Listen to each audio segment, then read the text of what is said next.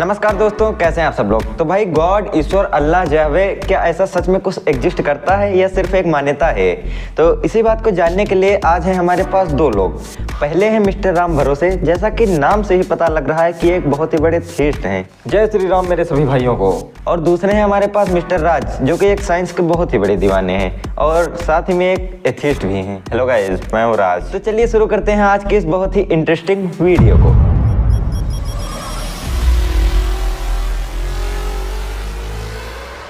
भाई मैंने सुना है कि तू भगवान को नहीं मानता। हाँ भाई, मेरी मर्जी है, मैं नहीं मानता हूँ। तो तेरे हिसाब से भगवान नहीं होते हैं? हाँ भाई, मेरे हिसाब से भगवान, ईश्वर, गॉड, अल्लाह, याहवे ऐसा कुछ भी कहीं पर भी एग्जिस्ट नहीं करता है। अच्छा, तो फिर ये बताओ, इस दुनिया को किसने बनाया? क्या अपने आप ही बन गई है दुनिया?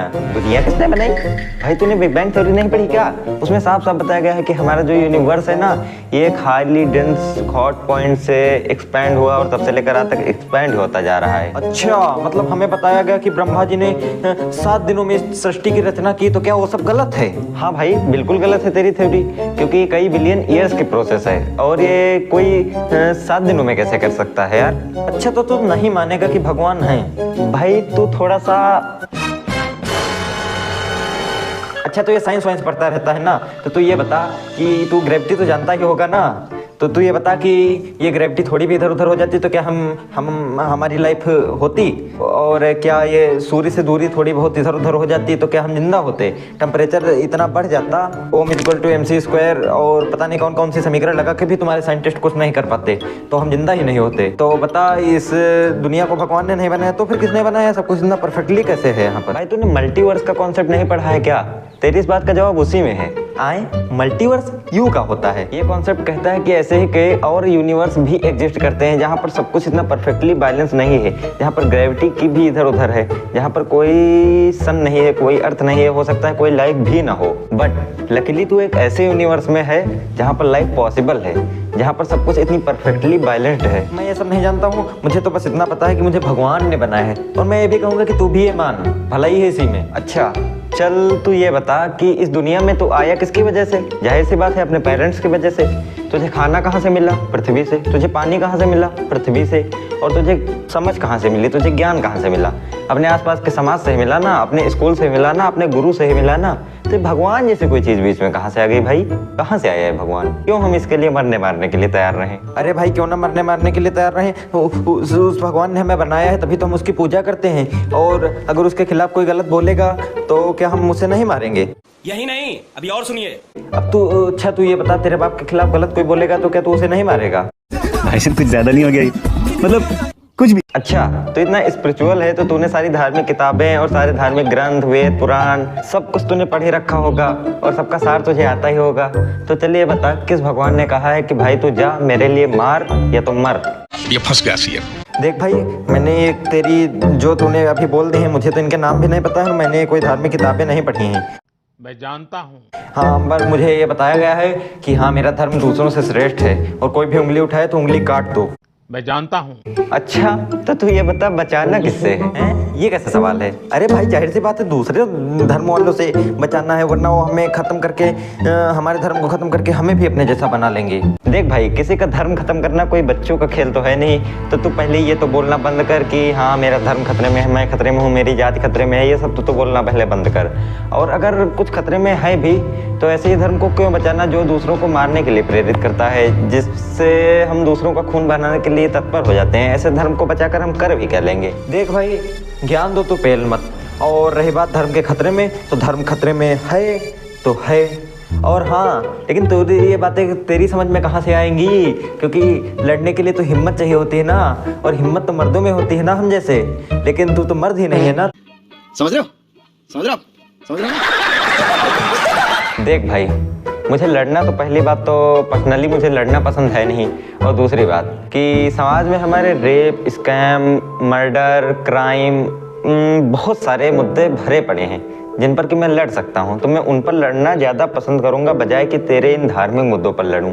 और रही बात मेरे मर्द होने की, तो बिना लड़े ही मर्द हूँ, और अगर मर्द होने के लिए तुझे लड़ना पड़ता है तो भाई अपना इलाज करा ले, अभी समय है।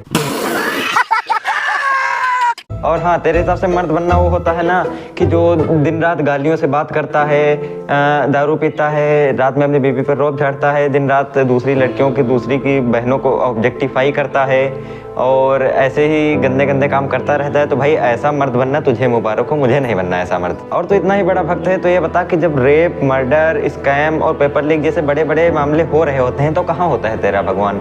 क्यों नहीं आता है उन चीखती तड़पती हुई छोटी छोटी बच्चियों और लड़कियों को बचाने? क्या इसमें इतनी भी दया नहीं है? क्या इसमें इतनी भी समझ नहीं है कि उसे बताया जाए?